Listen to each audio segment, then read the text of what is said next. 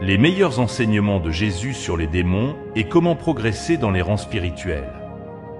Si vous provoquez une guerre spirituelle sans un ordre efficace, cela devient un danger imposé à la famille.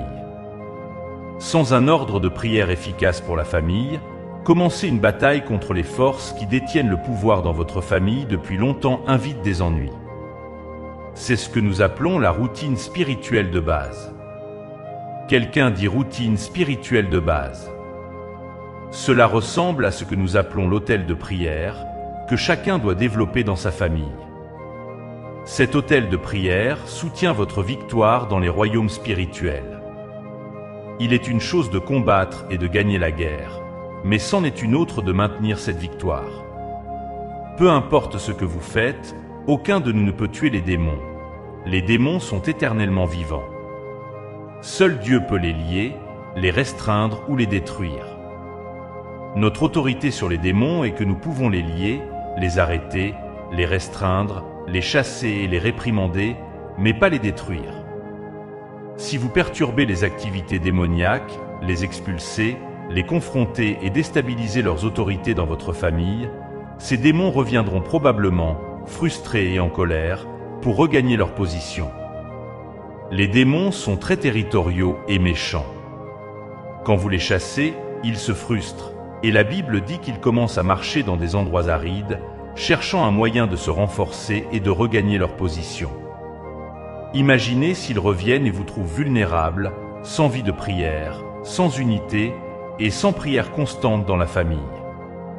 Si la famille n'est pas unie dans la prière, ils affligeront la famille encore plus sévèrement. Il aurait mieux valu ne pas les contrarier du tout, car tout empirera. Jésus a enseigné que lorsqu'un démon est chassé, il commence à chercher à regagner sa position. Les démons peuvent habiter des maisons, des animaux et divers endroits, pas seulement des humains. Jésus a dit qu'en son nom, nous pouvons chasser les démons, peu importe où ils se trouvent. Nous pouvons chasser les démons de nos maisons, de nos enfants, de nos finances, de nos mariages et même de nos conjoints. Cependant, une fois chassés, les démons cherchent à revenir. Jésus a dit que lorsqu'un démon est chassé, il marche dans des endroits arides cherchant à regagner sa position. S'il trouve l'endroit propre mais vide, sans croissance ou avancement spirituel, il ramènera plus de démons, aggravant la situation. Par exemple, si vous avez chassé 10 démons, il pourrait en ramener 7 de plus, totalisant 17. La situation deviendrait alors pire qu'avant. Cela est dû au fait que vous avez confronté une force sans l'autorité de maintenir la victoire. Dieu dit de construire un autel de prière pour la famille. Chaque famille doit développer une routine de prière pour maintenir la délivrance. Si votre famille ne prie pas, vous êtes en grand danger. Nous ne devons pas laisser nos défauts naturels perturber notre engagement spirituel. Malgré la fatigue ou les occupations, nous devons toujours être prêts à prier. Satan et des maladies comme le cancer ne prennent pas de pause, alors nous devons être vigilants.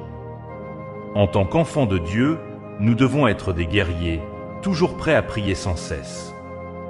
Écoutez le Saint-Esprit, pas les gens. Les gens ont beaucoup de choses à dire, mais restez concentrés sur la prière. Dans cette Église, nous mettons l'accent sur l'importance de la prière. Vous apprendrez à prier et développerez une vie de prière efficace ici. Dieu allumera votre feu spirituel. Je pourrais rendre cet endroit populaire, mais mon objectif est de former des gens qui travaillent, qui prient et marchent dans la parole de Dieu, pas ceux qui dépendent du pasteur 24 juillet. Ici, vous serez enseignés dans la parole, mis en feu et envoyés dans les royaumes spirituels pour combattre. Vous acquérez de l'expérience en tant que géant spirituel à travers des batailles et des récupérations répétées. Je ne suis pas ici pour élever des bébés spirituels, mais pour former des soldats. Nous utilisons la verge plus que le bâton pour la discipline et la croissance. Un bon berger sait comment utiliser à la fois la verge et le bâton pour réconforter les brebis. Un bon berger sait comment utiliser à la fois la verge et le bâton pour réconforter les brebis. La verge représente la discipline et la correction, guidant les brebis et les protégeant du danger. Le bâton représente le soutien et l'orientation, apportant réconfort et direction. Dans notre parcours spirituel, la discipline est essentielle. Sans elle, nous devenons vulnérables aux attaques de l'ennemi. Par conséquent, nous devons embrasser la verge de la correction pour renforcer notre détermination spirituelle. Cette discipline implique une vie de prière engagée, l'étude de la parole de Dieu et le maintien de la vigilance spirituelle.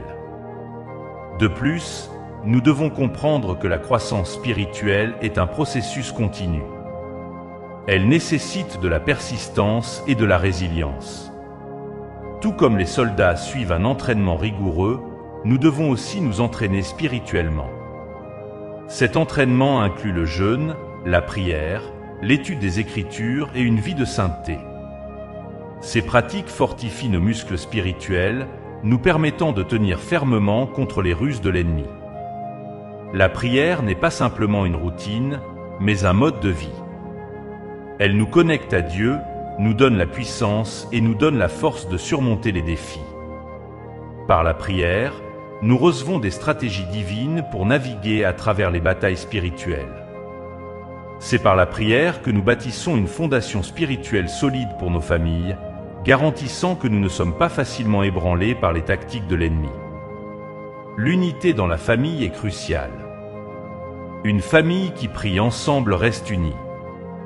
Lorsque les membres de la famille s'unissent dans la prière, ils créent une force puissante capable de résister à toute attaque spirituelle.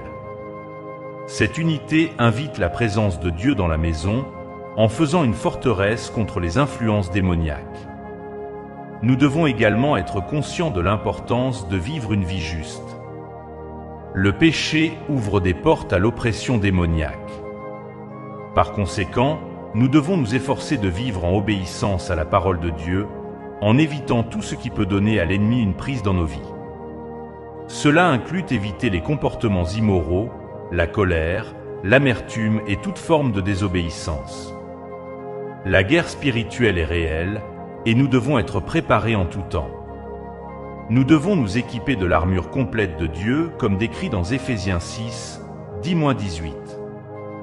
Cette armure inclut la ceinture de la vérité, la cuirasse de la justice, l'évangile de la paix, le bouclier de la foi, le casque du salut et l'épée de l'esprit, qui est la parole de Dieu. Chaque pièce de l'armure est vitale pour nous protéger des attaques de l'ennemi. Enfin, nous devons compter sur le Saint-Esprit. Il est notre aide, notre guide et notre source de force. Le Saint-Esprit nous donne la puissance de prier efficacement, de comprendre les Écritures et de vivre une vie chrétienne victorieuse. Il nous donne le discernement nécessaire pour reconnaître et contrer les stratagèmes de l'ennemi. En conclusion, pour progresser dans les rangs spirituels et combattre efficacement les démons, nous devons développer une forte vie de prière, maintenir l'unité dans nos familles, vivre de manière juste et compter sur le Saint-Esprit. En faisant cela, nous bâtissons une défense spirituelle redoutable capable de résister à toute attaque et de maintenir notre victoire en Christ.